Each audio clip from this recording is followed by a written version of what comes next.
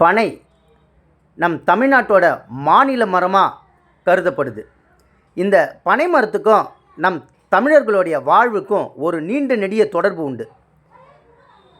பனை மரம் வெறும் மரமாக மட்டும் கருதப்படல, அது நம்மளுடைய மொழியிலையும் கலந்துருக்குது.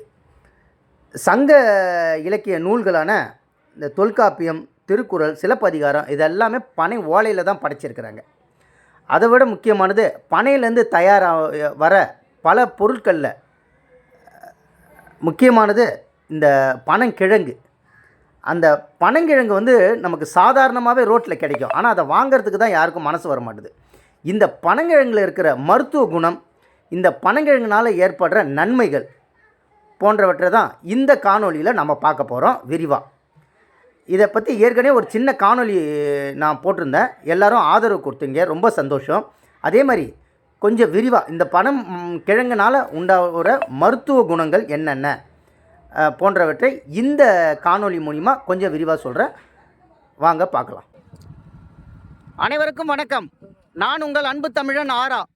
இப்போ நம்ம எங்கே இருக்கிறோன்னா விழுப்புரம் பாண்டிச்சேரி தேசிய நெடுஞ்சாலையில் தமிழகத்தின் தேசிய மரமான பனை, அந்த பனையின் பெருமைகள், அதுலேருந்து வரக்கூடிய இந்த பனங்கிழங்குடைய அருமைகள், இதை பற்றி தான் இந்த காணொலியில் பார்க்க போகிறோம். ஏற்கனவே இதை பற்றி நம்ம சின்னதாக ஒன்று பேசியிருந்தோம், ஆனால் இதில் வந்து இன்னும் கொஞ்சம் விரிவாக பேசணுன்றதுனால இந்த காணொலி. நம்மளுடைய தமிழ் கோயில் யூடியூப் சேனலை லைக் பண்ணுங்கள், ஷேர் பண்ணுங்கள், கமெண்ட் பண்ணுங்கள், சப்ஸ்கிரைப் பண்ணுங்கள். மெயினாக அந்த பெல் பட்டனை தட்டி விடுங்க. வாங்க காணொலிக்கு போகலாம். நாம் சாலை ஓரமாக வெளியூர் போகும்போது பார்த்துருப்போம், சாலை ஓரமாக நமக்கு உடலுக்கு தேவையான பொருட்கள் வந்து ரோட்டில் கொட்டி விற்பாங்க. ஆனால் அதை வாங்கிறதுக்கு தான் பெரும்பாலும் ஆட்களுக்கு வந்து தயங்குவாங்க. ஆனால் அந்த மாதிரியான பொருட்களுக்கு தான் நமக்கு வந்து உடலுக்கு தேவையான எண்ணற்ற நன்மைகள் தரக்கூடிய பொருட்கள் வந்து ரோட்டில் தான் கொட்டி விற்கிறாங்க.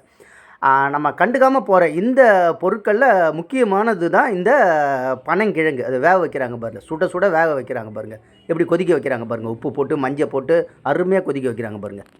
இந்த பனங்கிழங்கு வந்து குளிர்ச்சி தன்மை உள்ளதுன்னு வச்சுங்களேன். இதோடைய சீசன் டைம்னு பார்த்தாக்கா டிசம்பர்லேருந்து பிப்ரவரி வரைக்கும் தான். சில இடங்களில் மார்ச் மாதம் வரைக்கும் கூட இந்த பனங்கிழங்கு கிடைக்கும். இதில் வந்து இந்த கால்சியம், நார் சத்து இதெல்லாம் வந்து அதிகமாக இருக்குதுன்னு வச்சுங்களேன். இந்த வயிறு மந்தமாக இருக்கிறவங்க, மலச்சிக்கல் உள்ளவங்க இந்த பனங்கிழங்கு சாப்பிட்டா உடனே வந்து சரியாயிடும். இந்த பனங்கிழங்கு வந்து அதிகமாக சாப்பிட்றவங்களுக்கு வாய்வு பனங்கிழங்குனால் உண்டாகுன்னு வச்சுங்களேன். அதிகமாக சாப்பிட்ணுன்னு விருப்பப்பட்டாக்கா இந்த உப்பு சேர்த்து மிளகும் பூண்டும் சேர்த்து சாப்பிட்டாக்கா அந்த வாய்வுலேருந்து நம்ம வாய்வு இல்லாமல் இருக்கும். ஏன்னா மருத்துவ குணம் வந்து நிறையா உள்ளது பனங்கிழங்கில். சிலவங்க என்ன செய்வாங்கன்னா, இந்த வேக வச்ச பனங்கிழங்கை துண்டு துண்டாக நறுக்கி பனங்கிழங்கை வேக வச்சு காய வச்சுருவாங்க. காய வச்சுட்டு அதை வந்து மாவாக அரைச்சி வச்சுப்பாங்க. மாவாக அரைச்சி இந்த தேங்காய் பால் விட்டு இதை சாப்பிட்டாக்கா உடல் உறுப்பு வந்து பலமாகும். அதாவது உடலுக்கு வந்து நரம்பு வந்து பலமாகும். அந்த பவுடரை வந்து தேங்காய் பாலில் சேர்ந்து சாப்பிட்டாக்கா வந்து நரம்பு பலம் பெறும், உடல் உறுப்பு வந்து பலம் பெறும். இந்த பனங்கிழங்கை பொறுத்த வரைக்கும் நார் சத்து வந்து நோய் எதிர்ப்பு வந்து அதிகமாக வந்து உண்டாக்கும்னு வச்சுங்களேன்.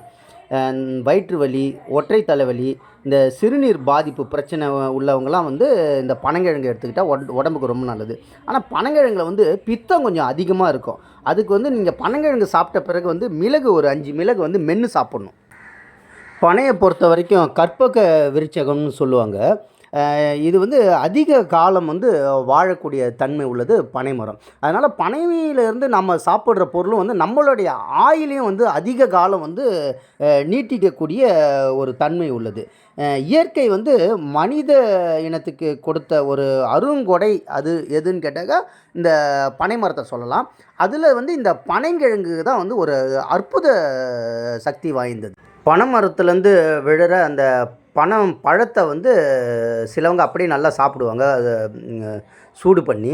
அந்த பனமரத்துலேருந்து விழுற அந்த பழம், அந்த இதெல்லாம் வந்து நல்லா காய வச்சு ஒரு எத்தனை நாளானாலும் அது அந்த பனங்கொட்டை வந்து தாங்கும். காய வச்சு பூமியில் வந்து புதைச்சி இந்த பனங்கிழங்கை வந்து விளைய வச்சு சாப்பிடுவாங்க. இந்த பனங்கிழங்கில் வந்து பொட்டாசியம் வந்து அதிகமாக இருக்குது. இந்த பொட்டாசியம் வந்து இரத்த குழாயில் வந்து கொழுப்பு படிமம் அடைச்சிருந்ததுனாக்கா அது வந்து இல்லாமல் தாக்கி அந்த இதய நோய் வரும்ல, இதய குழாய் அடைப்புலாம், இந்த ஆஞ்சியோலாம் பண்ணுவாங்களே, அந்த இதய குழாய் அடைப்பு வர்றதை வந்து இந்த பொட்டாசியம் இருக்கிறதுனால வந்து அந்த அடைப்பு இல்லாத வந்து பார்த்துக்கும். அது மாதிரி வந்து சுண்ணாம்பு சத்து வந்து பனங்கிழங்குல அதிகமாக இருக்கிறதுனால வந்து எலும்புக்கு வந்து அதிக பலம் தரும். அந்த தசைகள்லாம் வந்து வலுவாகும். இந்த பனங்கிழங்குலாம் வந்து சீசனுக்கு தான் கிடைக்கும். அது பொதுவாக சீசனுக்கு கிடைக்கிற எந்த பொருளாக இருந்தாலும் வந்து அது வந்து உடம்புக்கு நல்லது. அதில் வந்து இந்த சீசன்னாக்கா இந்த டிசம்பர்லேருந்து இந்த பிப்ரவரி அந்த சீசன் தான் கிடைக்கும். தமிழ்நாட்டில் இருக்கிறது சீசனுக்கு சீசனு பழங்கள், மாம்பழம், கொய்யாப்பழம் இதெல்லாம் வந்து சீசனுக்கு சீசன் வந்து அது சீசனுக்கு வர்றது வந்து உடம்புக்கு நல்லது தான் அது. அதே மாதிரி இதில் வந்து வைட்டமின் ஏ இருக்குது. ஏ வைட்டமின் வந்து நோய் எதிர்ப்பு சக்தி வந்து அதிகமாக இருக்குது. இந்த நோய் எதிர்ப்பு சக்தி இது வந்து இலங்கையில் வந்து இதை வந்து ஒடியன் கூழ் மாதிரி செய்து எல்லாருக்கும் கொடுப்பாங்க. இந்த ஒடியன் கூழ்ன்றது வந்து இலங்கையில் வந்து கொஞ்சம் ஃபேமஸ் ஆனதுன்னு வச்சிங்களேன். பனைமரம் பொறுத்த வரைக்கும் இலங்கையில் யாழ்ப்பாணத்தில் அதிக பனைமரம் காணப்படும். அதே மாதிரி வந்து நம்ம தமிழ்நாட்டில் தூத்துக்குடி மாவட்டத்தில் பனை வந்து ஒரு பல பேரோட தொழில் வந்து பனை தொழிலாகவே இருக்குது. பனையில் வந்து அந்த கருப்பட்டி வெல்லம் செய்கிறதுலேருந்து அதுலேருந்து கமர்கட்டு செய்கிறதுலேருந்து இது மாதிரி அது தொழிலாகவே வந்து செய்யக்கூடியவங்க தமிழ்நாட்டிலையும் நிறையா இருக்கிறாங்க, இலங்கையில் யாழ்ப்பாணத்துலேயும் இருக்கிறாங்க. அதுபோல் சர்க்கரை வியாதி உள்ளவங்களுக்கு சர்க்கரையோடைய தன்மையை வந்து இந்த பனங்கிழங்கு வந்து கட்டுப்படுத்தும். சர்க்கரை வியாதி உள்ளவங்களும் வந்து இந்த பனங்கிழங்கு வந்து சாப்பிட்டாலும் வந்து நல்ல ஒரு ஆரோக்கியமாக தான் இருப்பாங்க. அதனால் சர்க்கரை வியாதி உள்ளவங்களும் வந்து அந்த சர்க்கரை தன்மையை வந்து இந்த பனங்கிழங்கு வந்து கட்டுப்படுத்தும். இந்த பனங்கிழங்கு வந்து இந்த ஒற்றை தலைவலி உள்ளவங்க, இந்த உடம்பு கொஞ்சம் சோர்வாக உள்ளவங்க இதெல்லாம் வந்து சாப்பிடலாம். ஆனால் வந்து பெரும்பாலும் வந்து இது அவிக்கும்போது வந்து மஞ்சள் போட்டு பூண்டு போட்டு வேக வச்சு சாப்பிட்டாக்கா ரொம்ப நல்லது. ஏன்னா இதில் வந்து வாய்வு தொல்லை இருக்கிறதுனால அது சாப்பிட்டு அது இன்னொரு நோய்க்கு வந்து நோயாக போயிடக்கூடாது, இந்த வாய்வு பிடிச்சிருக்கக்கூடாதுன்றனால கொஞ்சம் பூண்டு போட்டு சாப்பிடலாம். மற்றபடி வந்து இந்த பனங்கிழங்கு வந்து உடம்புக்கு அவ்வளவு நல்லது. வாங்க இதை பற்றி இதை வியாபாரம் பண்ணுறவங்கக்கிட்ட அவங்களுடைய கருத்தும் கேட்கலாம். முதல்ல நம்ம ஏற்கனவே கீரைக்காரவங்களாம் கூட பார்த்துருக்குறோம். அவங்களுடைய வாழ்வெல்லாம் வந்து கிட்டத்தட்ட வந்து ஒரு 3 மணிக்கு 4 மணிக்கு எழுந்திரிச்சாக்க இது மாதிரி கஷ்டத்தில் தான் வந்து அவங்களுடைய வாழ்வு வந்து செழிக்குது. இது மாதிரி சாலையோர வியாபாரிங்க கிட்ட வந்து நம்ம வந்து வியாபாரம் பண்ணாக்கா வந்து அவங்களுக்கும் வந்து ஒரு மகிழ்ச்சியாக இருக்கும், நமக்கும் வந்து உடல் ரொம்ப ஆரோக்கியமாக இருக்கும். இதை பாருங்கள், கொய்யாப்பழம் இருக்குது, பக்கத்தில் பார்த்தாக்கா வந்து மல்லாட்டை இருக்குது. மல்லாட்டெலாம் வந்து உடம்புக்கு நல்லது. இதெல்லாம் வந்து சாலையோரம் இருக்கவங்ககிட்ட வந்து வியாபாரம் பண்ணணும். வாங்க இவங்ககிட்ட கேட்போம். அம்மா வணக்கம்மா. வணக்கம். உங்கள் பேர் என்னங்கம்மா? பேர் அபிராமி. நீங்கள் வந்து எந்த இடத்துல இருந்துமா இப்போ பேசுகிறீங்க? நான் வந்து வெங்கராம்பாளையம். வெங்கராம்பாளையம். வெங்கராம்பாளையம் ஓட்டுக்குடிமா. இப்போ நீங்கள் இந்த இதெல்லாம் வந்து வாங்கிட்டு வரீங்களா, சொந்தமாக உங்களுடைய இதில் தயார் பண்ணுறதாம்மா? எல்லாமே வாங்கிட்டு இங்கே இருக்கிற கொல்லியில் அப்படியே வாங்கிருக்கோம். இதெல்லாம் இங்கேயே விளையிடுதாம்மா? கொய்யாக்கெல்லாம் இங்கே விளையிடுது. மல்லாட்டமா? மல்லாட்டி இங்கே விளையிடுது. பனங்கிழங்கு அதுவும் எல்லாமே இங்கே விளையிடுதா? இப்போதைக்கு வாங்கி வந்து விற்கிறோம். எல்லாமே இங்கே நம்ம விளையிட்டா இது வாங்கி வந்து சுத்தம் செய்து விற்கிறீங்க. இது வந்து தினசரி வேலை கிடைக்குமாம்மா? அந்த வியாபாரம் பண்றப்ப பண்ணுவோம். வியாபாரம் பண்றப்ப இது இந்த சீசன் முடிஞ்சது அது வராது. ஆமா, இது சீசன் முடிஞ்சு இது வராது. அது வரைக்கும் அதுதான். கொய்யாக்கா மட்டும் ரெகுலரா எப்பயாவது எப்படி இருக்கும். கொய்யாக்கா மட்டும் ரெகுலரா கிடைக்கும். என்ன நண்பர்களே, இந்த காணொளி பிடிச்சிருக்கா? காணொளிக்கு சப்ஸ்கிரைப் செய்து ஆதரவு கொடுங்க.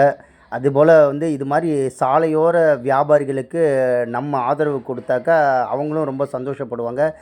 இன்னமும் நல்ல தரமான பொருட்கள், உடலுக்கு ஆரோக்கியமான பொருட்கள்லாம் இது மாதிரியான சாலைகளில் தான் கொட்டி கிடக்குது. நம்ம போகிற அவசரத்தில் இதெல்லாம் நம்ம வந்து மறந்துடுறோம்.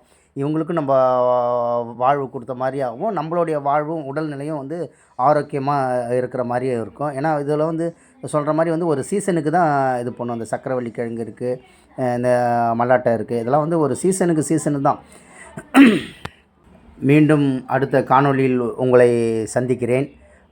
அதுவரை விடைபெறுவது உங்கள் அன்பு தமிழன் ஆரா.